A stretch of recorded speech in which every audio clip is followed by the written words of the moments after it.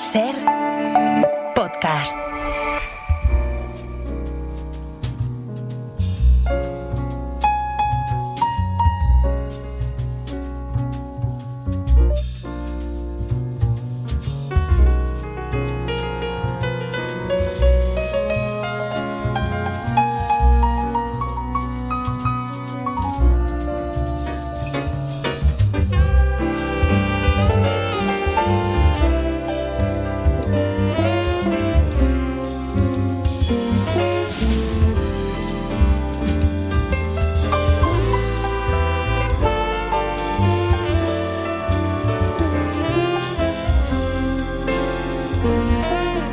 Desde Berlín nos escucha como cada domingo Marc Bassets, corresponsal del País en Alemania. ¿Qué tal, Marc? ¿Cómo estás? Hola, Javier. Guten Morgen. Oye, supongo que has echado un vistazo, todos los que nos interesamos por la información internacional, desde luego lo habremos hecho, esta nueva estrategia de seguridad nacional de Estados Unidos, ese superdocumento en el que, según el Departamento de Estado, expone una visión, creo que decía, para un mundo libre, abierto, seguro, próspero, un plan integral para hacerlo realidad. Tú no solamente lo has echado un vistazo, sino que has visto en ello cosas que jamás pensarías que aparecerían en un documento oficial de seguridad nacional en Estados Unidos, ¿no? Sí, lo leí y me acordé de una entrevista que hice hace unos 5 o 6 años en Francia. En el sur de Francia, imagínate un pueblecito cerca de los Pirineos, un castillo en medio del pueblo, y en el castillo vive Renaud Camus. Renaud Camus es un escritor de culto, se podría decir, minoritario, pero muy influyente, un escritor de extrema derecha que difundió la idea del gran reemplazo, ¿no? Esa teoría de la conspiración según la cual pues, los extranjeros invadirán Europa y acabarán sustituyendo a la población blanca europea, entre comillas, original. Claro, en aquel momento, cuando entrevisté a Renaud Camus, me pareció que entrevistaba a un tipo muy marginal, con ideas totalmente fuera del mainstream, ¿no? de la corriente principal de la sociedad, del consenso. Incluso la extrema derecha francesa se distanciaba de él. Y yo incluso me preguntaba, ¿vale la pena hablar con esta persona? ¿En qué es representativo? Claro, ahora leo el documento de la Estrategia Nacional de Seguridad de Estados Unidos, la Casa Blanca, y estas ideas están ahí. Es decir, se han convertido en las ideas de la primera potencia mundial, de la primera democracia mundial, de nuestro gran aliado. Y esto yo creo que, para mí íntimamente me di cuenta de que habíamos cambiado de época cuando veo esto, o cuando esta semana, hablando con algunos diputados de Alternativa para Alemania, el partido de extrema derecha alemán, que por supuesto están eufóricos, pues claro, es un partido apestado, pero que ahora tiene el aval y tiene el sello de la Casa Blanca y de Estados Unidos. Es un partido ya central, y como este partido, muchos otros en nuestros países, ¿no? Sí. Estas teorías tan extrañas ahora forman parte de los documentos oficiales. Como dices, es un mundo distinto en el que vemos cosas que nunca imaginaríamos. De hecho, de alguna de ellas vamos a hablar un poco más adelante. Venga, empezamos.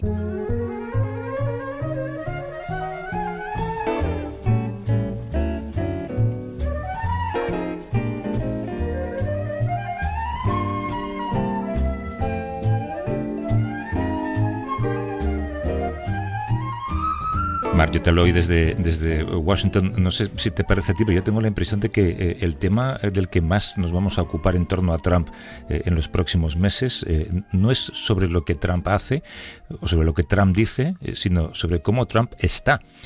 Sabes que hace unos días se le veía medio dormido en una reunión del Consejo de Ministros. El New York Times no hace más que publicar informaciones sobre su aspecto físico, sobre sus condiciones, sobre cómo parece muy fatigado, cómo sus días son más cortos porque se cansa mucho, las heridas que tiene en las manos. Sin embargo, la gente que rodea a Trump sigue diciendo que es una especie de mezcla entre Chris Hemsworth y Albert Einstein, ¿no? Como decía un cómico, un superhombre con grandes poderes y un gran coeficiente intelectual. Él además mantiene una demanda con el New York Times y ya está actuando públicamente y está diciendo cosas públicamente para que se deje de hablar sobre su salud. No sé si tienes la impresión de que a lo mejor este es uno de los grandes temas que nos va a ocupar. Sí, porque, a ver, es verdad que está mayor, es mayor y está mayor. Él se pasó años diciendo esto de Joe Biden. Uh-huh. Y seguramente en parte había algo de... Bueno, había verdad, porque Joe Biden dejó la campaña electoral y el propio Partido Demócrata vio que estaba muy mayor. Pero ahora esto se lo puede volver a encontrar a Trump y él lo ve, es una realidad, y al mismo tiempo choca con eso que tú dices, ¿no? Esta voluntad de presentarse como un superhombre, y todos sus fans y sus seguidores y el movimiento MAGA, esto entra en choque y en contradicción, y esto puede ser los próximos meses. Además, bueno, ahora vamos a la próxima etapa, que serán las elecciones de midterm, ¿no? Y que ahí será el gran examen. Y yo creo que pues tienes razón, es posible que nos pasemos meses hablando de esto y Trump disputándole a la realidad esta cuestión. Sí, y presumiendo de los resultados de sus radiografías y de sus tags y de sus análisis y de sus exámenes de coeficiente intelectual. El caso es que su guerra contra Biden, que ya debería estar cerrada, de alguna manera sigue. La semana pasada Trump anuló documentos que el expresidente Joe Biden había firmado con Autopen. Y de esto queremos hablar. Es una máquina que lo que hace es firmar con bolígrafo de forma ilimitada a partir de un archivo donde se le enseña la firma que debe hacer. Es una máquina para que los presidentes tengan que firmar menos documentos y se cansen menos, porque a veces tienen que firmar cientos de documentos. Lleva usándose en la Casa Blanca desde hace muchos años. Se usa en muchos gobiernos para firmar títulos universitarios y hasta artistas como Bob Dylan lo han usado alguna vez. Pero aquí el tema, Marc, es que Donald Trump, que por cierto también ha reconocido que usó esa máquina en alguna ocasión, ahora dice que ve su uso como una forma más de inhabilitar el poder que Biden ha tenido durante su mandato.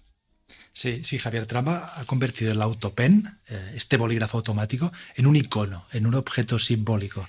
Trump a la vez es muy bruto, pero muy sofisticado, aunque igual él no es consciente. Pero sabe encontrar frases, palabras, conceptos, iconos que quieren decir una cosa y a la vez están diciendo muchas más cosas. Yo me acuerdo, por ejemplo, al inicio de su carrera política, exigía a Barack Obama, que entonces era presidente, le exigía que mostrase el certificado de nacimiento, ¿no? Pero él estaba diciendo más que eso. Le estaba diciendo: Obama no es estadounidense, Obama no es legítimo, Obama no es de los nuestros. Estaba apelando al racismo de una parte de la sociedad. Y ahora con el Autopen ha encontrado un truco parecido. Cuando él dice Autopen, el público escucha dos cosas. Una cosa que escucha es Biden está mayor. Esto durante la campaña electoral, cuando Biden era presidente. Y todas las leyendas tienen una parte verdadera y otra ficticia. Y esta era una parte real. Biden estaba mayor. Pero el segundo mensaje era: Biden no es legítimo, porque firma sus leyes con Autopen, es decir, no las firma él. Esto era el mensaje de Trump. Y esto era ficción, esto era la conspiración. Lo del Autopen me ha recordado también a un episodio un poco lejano de España, de la política española. Te voy a leer un titular del País de junio de 1992 que decía: el rey interrumpe unas vacaciones en Suiza para despachar con Felipe González. Bien, este titular tenía miga. El texto explicaba que don Juan Carlos, y cito, viajó a la Confederación Helvética en la noche del pasado lunes para descansar durante una semana y de paso someterse a una revisión médica de rutina. Bien, el texto decía que el propio González reveló a los periodistas la ausencia del rey Juan Carlos, y al comentar a los periodistas que no había podido despachar con él para un nombramiento que tenía que hacer, porque Juan Carlos había dicho no estaba, el rey no está. Dijo Felipe González, y no pudo, no sé si para aquel nombramiento era necesario una firma, pero bueno, quizá hubiese podido utilizar el Autopen, y quizás si Juan Carlos hubiese tenido Autopen, bueno, hubiese podido viajar más, ¿no? y desaparecer más del mapa. Pero en todo caso, el rey no está, dijo Felipe González. Y ahora lo que Trump dice es: Biden no está, que es otra manera de decir que su presidencia de alguna manera no estuvo, fue inválida, fue ilegítima. Y es una manera de decir que la democracia, tal como se había entendido hasta ahora, para Trump no está tampoco, ya no vale. Todo esto es puro Trump. Claro, es puro Trump, igual que ha hecho este acto simbólico en la Casa Blanca, uno de los lugares en los que ha hecho obras, al fin y al cabo, que es un jardín que ha cubierto con cemento, pero hay una especie de pasillo, unos portales muy bonitos, y ahí están las fotografías, o ha puesto él fotografías enmarcadas de los 47 presidentes de Estados Unidos, pero con una salvedad. La fotografía que correspondería a Joe Biden ha colgado una fotografía del Autopen, de este robot, en vez de la cara de Biden, ¿no? Para hablar sobre el Autopen y de la firma de documentos nos acompaña Alana Moceri, que es profesora de Relaciones Internacionales en la EA University en Madrid. ¿Cómo estás, Alana? Buenos días. Hola, buenos días, ¿qué tal? En 2005, el expresidente Bush preguntó al Departamento de Justicia si era constitucional firmar un documento con autopen, y el Departamento de Justicia respondió textualmente que el presidente no necesita ejecutar físicamente el acto de fijar su firma en un documento que aprueba y decida para que éste pueda convertirse en ley. ¿Por qué entonces, Alana, se está intentando rebatir este precedente? Pues porque Trump es un maestro de dominar la economía de la atención. Y él sabe que en cada momento tiene que estar lanzando luchas, y sobre todo luchas contra Biden, contra todos sus supuestos enemigos, porque si para un segundo, a lo mejor vamos a hablar de otra cosa. Entonces eso, que es un tema bastante aburrida. Estuve hablando con un colega ayer, que un investigador de comunicación política también, y es que son cosas que no hemos hecho caso a eso, nunca. Son cosas que olvidas. ¿Por qué no son tan importantes? Es algo que utiliza, como habéis dicho, ¿no? Medio mundo, muchos políticos, muchos famosos, autores, todo el mundo que tiene que firmar miles de documentos, tiene su sentido. Y el hecho de que hay esta decisión del Departamento de Justicia en 2005 también dice que si es algo legal, que es imposible que un presidente firme todo lo que tiene que firmar. Claro, Obama famosamente en 2011 sí firmó. Normalmente no firmen los grandes leyes así, lo firman en personas. Pero la extensión del Patriot Act en 2011 sí lo hizo porque estuvo en Francia y tenía que firmarlo. Pero la verdad es una cuestión de ser práctico y además Trump mismo lo utiliza porque también tiene demasiadas cosas para firmar. Claro, y además que querrá evitar que se le canse la muñeca, me imagino. Esto, claro, nadie piensa que Taylor Swift, por ejemplo, firma ella misma todos los discos, ¿no? Tendrá esta máquina también. Pero ¿cómo funciona? Es básicamente un bolígrafo que reproduce exactamente tu firma, pero ¿quién pone en marcha la máquina? Bueno, eso es que en cada, como la Casa Blanca, como cualquier oficina de un político, un líder, los gobernadores en los Estados Unidos, pero líderes en todo el mundo tienen la gente que trabajan con ellos. Y entonces supongo, es que tampoco he visto muchos detalles sobre eso, pero hay que tener algo de seguridad en eso, porque claro, esa firma del presidente, de otros líderes, pero claro, es algo que puede operar alguien de su equipo y hacer estas firmas que como decimos, estamos hablando de, ¿sabes? Para la gente normal como nosotros firmamos pocas cosas, incluso menos hoy en día, pero para esta gente que tienen que firmar, sobre todo también presidentes de universidades que tienen que firmar miles de títulos, claro, es una cuestión de ser práctico, pero el tema de Trump es que, claro, es que está siempre lanzando algo nuevo. Bueno, esta semana famosamente todos sus insultos para Europa y para los líderes aquí. Entonces es que no puede, nunca quiere cansar ni un momento de tener luchas con todo el mundo, porque eso es como él mantiene en los medios en todos los momentos y estamos todos prestando siempre atención a este señor. Hola, Alana, aquí Marc desde Berlín. ¿Cómo explicas que a Trump le funcione, y yo creo que por lo menos con su público le funciona bien, este mito del autopen? Es porque cuando él inventa algo polémico, sus seguidores lo creen. También lo que funciona en y muchos, ¿no? Es que para él todo el mundo se divide entre los poderosos y los débiles, ¿no? Entonces, durante toda la campaña estaba siempre intentando caracterizar Biden como un hombre con poca energía, muy viejo, todos estos problemas, y Trump mismo tiene mucha energía, es muy fuerte, es ¿sabes? Es muy dominante y entonces eso es su narrativa para casi todo. Eso es lo que está diciendo sobre los líderes en Europa, que son muy débiles, ¿no? Entonces el mundo se divide entre esos dos tipos. También los países se dividen entre los fuertes y los débiles. Y entonces funciona con la misma narrativa muy sencilla, pero claro, como digo, está funcionando porque estamos hablando de eso y va con su narrativa. El hecho de que se ha puesto esta máquina en vez de una foto de Joe Biden es como todo lo que hace Trump. Es que es una falta de respeto, no solamente por Biden, pero por la oficina de la presidenta de los Estados Unidos.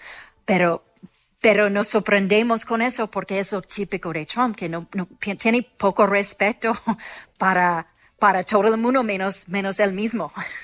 ¿Estás de acuerdo con lo que comentábamos antes, Alana, de que quizá la salud de Trump nos va a ocupar mucho en los próximos meses, aunque a juzgar por cómo habla él de sí mismo, no solamente merece el Nobel de la Paz, sino el Nobel de Física casi, ¿no?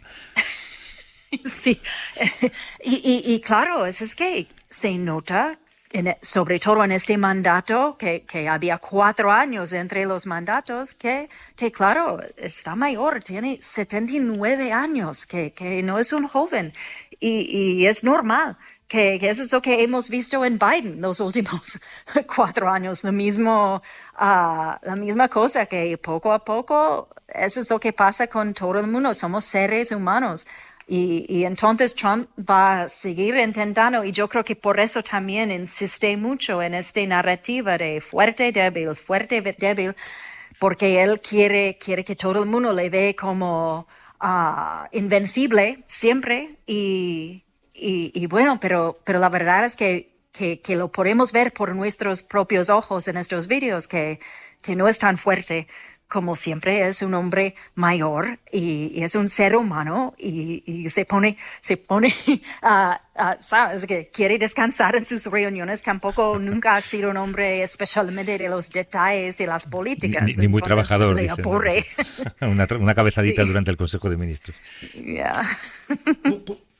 ¿Por qué crees, Alana, que Trump mantiene esta obsesión con Biden? O sea, Biden ya no está. Yeah. Trump derrotó al Partido Demócrata. Tuvo, como él decía, la mayor victoria, no sé si dijo de la historia o del universo o lo que sea. Lo ha derrotado. Biden ya no está. ¿Por qué sigue obsesionado con Biden tanto tiempo después? Es tremenda, ¿no? Es que yo no puedo ponerme, ni quiero ponerme en la cabeza de Trump, pero la verdad es que es una de las cosas que dices, incluso que muchos demócratas es que no quieren saber nada de Biden. Es que lees el libro de Kamala Harris y ves que Biden no ha sido un gran líder del partido para mucha gente. Entonces, el hecho de que Trump sigue obsesionando con Biden, no sé, no tiene sentido porque es un hombre que ya ha salido de la Casa Blanca, ya no sabemos mucho de este señor que es mayor y está jubilado como tiene que ser. Y no sé, pero es que Trump parece que es una persona que nunca es capaz de dejar algo en el pasado. Es que no sé cómo tiene que ser con su familia, pero tiene que ser muy duro, que ese hombre nunca olvida de nada, de los insultos, de nada, de sus problemas con otra gente. Ahora, bueno, y vemos que tampoco mira su antiguo vicepresidente, Mike Pence, que él pedía a la gente en el 6 de enero de perseguir su propio vicepresidente. Es que Trump no tiene, Trump, él espera que todo el mundo tiene lealtad total a él, pero no le devuelve. Y entonces tanto sus enemigos como gente que han sido sus grandes aliados. Es un hombre que no tiene respeto para nadie en este mundo. Y entonces creo que tu cabeza tiene que ser un espacio que da mucho miedo porque hay cosas que no es normal. Sí, hay gente ahí por eso donde necesitamos un psicólogo, pero la verdad es que es, su comportamiento así no es comportamiento que normalmente esperamos de un líder de cualquier país, menos los Estados Unidos. Y entonces sorprende, no porque es Trump, pero sorprende que sale de un presidente de los Estados Unidos, claro. Bueno, o de una persona normal y corriente. Me quedo con eso que has dicho, Alana. Tiene que ser muy duro despertarte por la mañana y ser Donald Trump y tener que mantener eso durante todo el día. Nos ha atendido desde Madrid Alana Moceri, que es profesora de Relaciones Internacionales en la EA University en Madrid, que por cierto, Alana, estoy viendo que en España, online, se puede comprar un autopen, lo llaman robot de escritura, y cuesta 77 euros. Igual es un buen regalo de Navidad para tus amigos demócratas, Alana. Oh, perfecto. Hasta luego, cuídate mucho, un abrazo. Muchas gracias.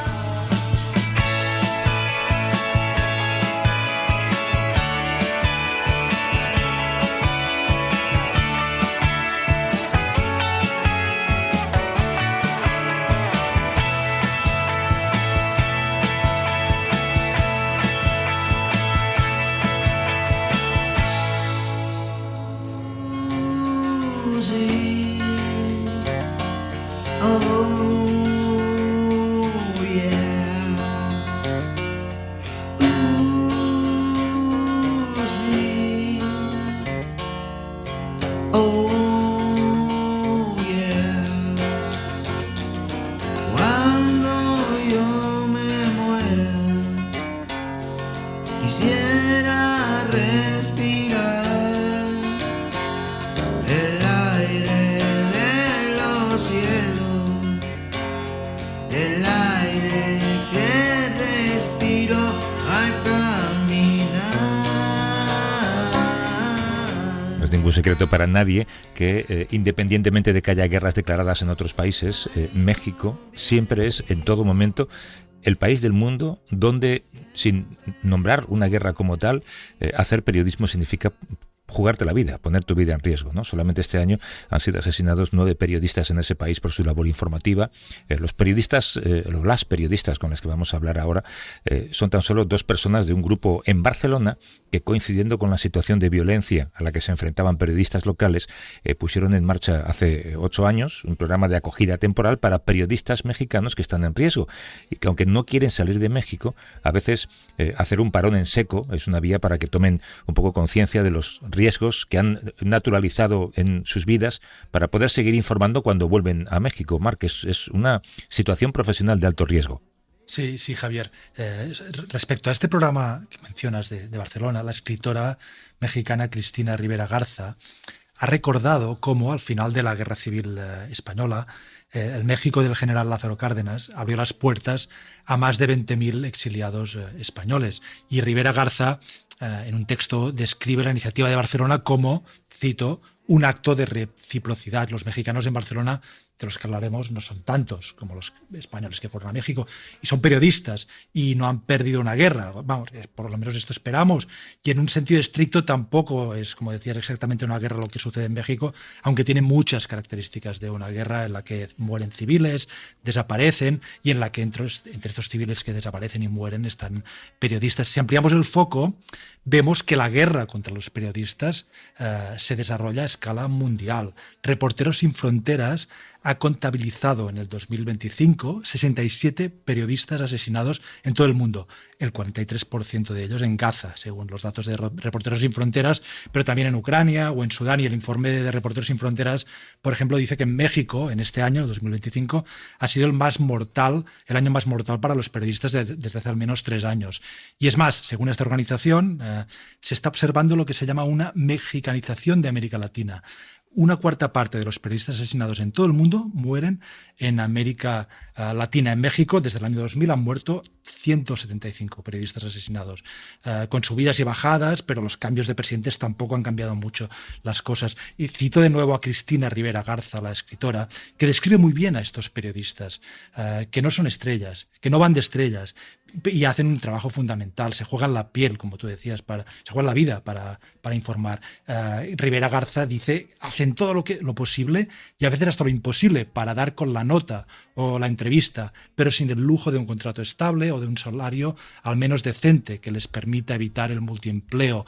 Estos periodistas se rompen y caen, llegan a su límite, se descuidan, pierden la brújula y con el tiempo, un buen día, usualmente el más atroz, aprenden a pedir ayuda y a recibirla. Son humanos hasta el tuétano.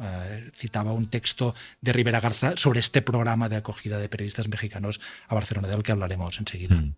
Desde Radio Barcelona nos atiende Majo Siscar Bañuls, que es coautora de Seguir contándolo, crónica del programa Barcelona protege a periodistas de México. ¿Qué tal, Majo? ¿Cómo estás? Buenos días, encantada de estar aquí con vosotros. Y desde Radio Madrid está Sandra Vicente, coautora con Majo de ese libro. ¿Qué tal, Sandra? ¿Cómo andas? Muy bien, también encantada, gracias. Tú, Majo, has sido corresponsal en México, has visto lo que los periodistas locales viven todos los días. Cuando vuelves a España, junto con otras personas, ¿cómo llegas a esa conclusión de que hay que crear un programa como el que ahora habéis sacado adelante? Pues mira, justo fue muy interesante porque yo volví un poco saturada de la violencia al final, desde mi privilegio de tener un pasaporte español y haber trabajado allí 8 años y luego poder salir, ¿eh? Pero también al final cuando cubres tanta violencia te acabas salpicando. Y justo yo me vine a tomarme este respiro que ahora propone el programa, pero por mi cuenta, y justo me encontré con que en Barcelona ya había un colectivo de gente que estaba pensando en cómo hacer esto. Y para mí personalmente fue súper bonito también, fue una experiencia porque yo sentía que estaba huyendo un poco y que dejaba a mis compañeros y compañeras allí un poco por esto de que yo me puedo ir y ellos no, y de repente como formar parte de la Taula per Mèxic, esta asociación, y diseñar junto a un grupo de gente solidaria que tienen alguna vinculación con México, pero no siempre desde el periodismo. Este programa para mí fue como realizar, decir, vale, vuelvo, pero sigo como comprometida con que con que no se silencie México, ¿no? O sea, al final justo los ataques contra los periodistas lo que quieren es silenciar la corrupción, silenciar la violencia y justo intentar como cooperar desde aquí, desde Barcelona, con este granito de arena. Claro, pero ¿cómo elegís, Sandra, a quienes vienen a este programa? Porque siempre existirá el miedo de que si dejáis a alguien fuera, pues puede acabar asesinado. Sí, es una de las cosas que contamos en el libro, ¿no? El miedo que tenemos a la hora de escoger, ¿no? Pero por suerte contamos con una decena, un poco más de contrapartes, que son asociaciones mexicanas que trabajan sobre el terreno, apoyando y acompañando a periodistas que están en situación de riesgo, y ellos y ellas son las que nos hacen ese primer filtro y las que encuentran y las que proponen a estos periodistas para que se tomen este respiro y nos envían esos perfiles, porque hay una cosa muy interesante que siempre recordamos, que es que la gran mayoría de estos periodistas que acaban acogiéndose a un respiro en Barcelona no quieren venir, y bueno, podría parecer desde fuera raro, ¿no? Porque ves que pues México está viviendo una situación de vulneración de derechos humanos terrible, ¿no? Siendo la libertad de expresión un derecho humano, y que Barcelona pues es un refugio, ¿no? Y que a primera vista podría parecer que todo el mundo quisiera venir, pero no es así. Tenemos que hacer un trabajo de convencerles, porque muchos no son conscientes hasta qué punto llega el riesgo al que están expuestos. Muchos bajan la guardia, muchos reciben amenazas, tienen niveles de estrés postraumático terribles, pero de los que no son conscientes, y hace falta convencerles de que si no vienen y no paran un tiempo, pues se están poniendo en un riesgo que puede acabar muy mal. Y además porque tenéis que tener en cuenta que nosotros pensamos, o sea, desde fuera a veces es muy fácil pensar, ¡ay, qué bien, unos meses en Barcelona!, ¿no? Pero pues para la mayoría de periodistas que vienen, o sea, saben que están viniendo porque, o sea, muchas veces tienen muchos colegas que han sido no solo amenazados, sino asesinados. Entonces sienten que ellos no quieren estar aquí, lo que quieren es que ese compañero o compañera esté vivo. O también tienen toda esta indignación de pensar, ¿por qué soy yo el que me tengo que ir de mi casa, de mi familia, de mi cotidianidad, y no los delincuentes, que son los que me están amenazando, ¿no? Hola, buenos días, aquí Marc, desde Berlín. Habéis acogido, creo, a más de 30 periodistas. 33 ya. 33. Muchos de ellos no habían salido de México. ¿Cómo es para ellos la vida en Barcelona? El impacto de llegar a Barcelona, de salir de México, de salir de esta amenaza y esta violencia. ¿Cómo es su día a día en Barcelona durante este periodo, este programa? Bueno, depende mucho de los periodistas. Es verdad que la mayoría de ellos, o buena parte, vienen de zonas pues muy pequeñas. No os imaginéis que vienen de Ciudad de México, ¿no? De grandes capitales. La mayoría vienen de zonas un poco más rurales. Entonces, pues como dices, ¿no? Nunca habían salido de México muchos de ellos, y pues bueno, cuestiones muy cotidianas, ¿no? Que algunos ni habían cogido el metro nunca, ¿no? Entonces, primero hay una adaptación a la ciudad. Luego, como decía Majo, también ese duelo, ¿no? Por tener que salir de tu casa siendo que tú no has hecho nada malo.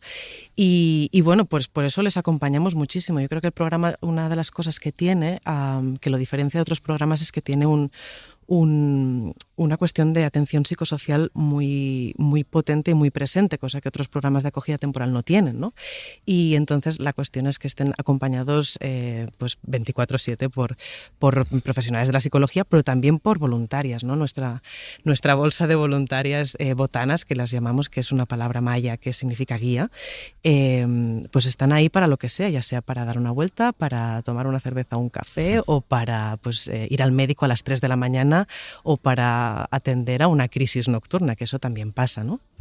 Claro, contabais antes que en general esos periodistas se resisten a ir a Barcelona porque es salir de su ámbito. Al fin y al cabo, me pregunto si ocurre lo contrario, que se resistan a marcharse de Barcelona porque al venir, no sé, se dan cuenta de esa violencia a la que allí en México se han acostumbrado.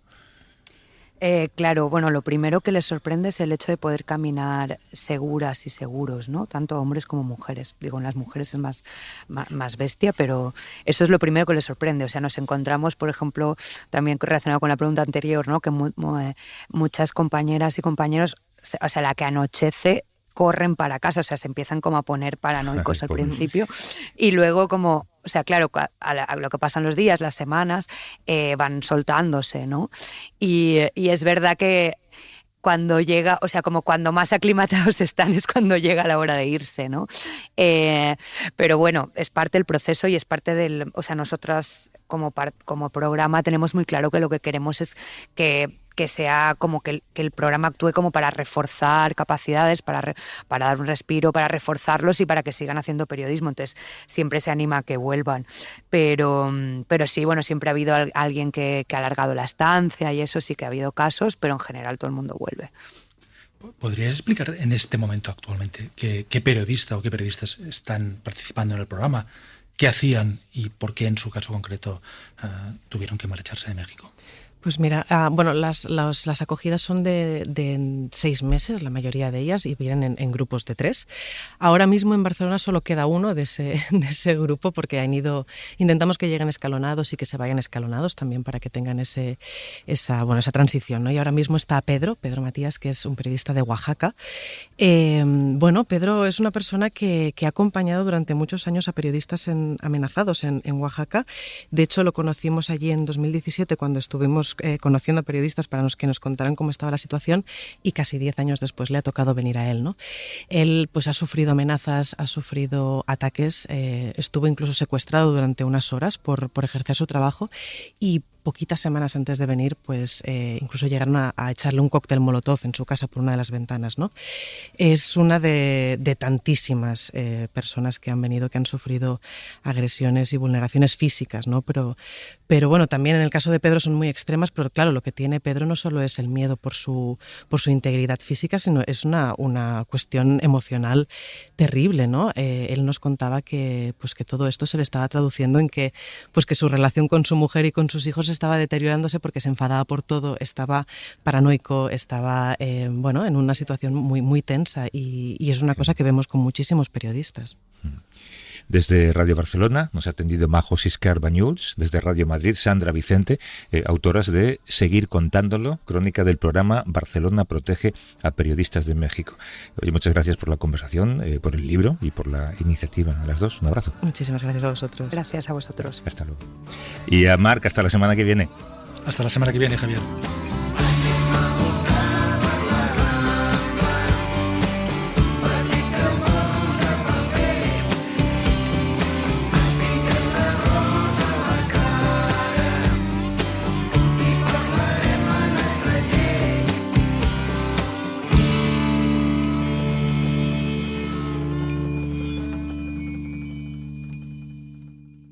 Para no perderte ningún episodio, síguenos en la aplicación o la web de la SER, Podium Podcast o tu plataforma de audio favorita.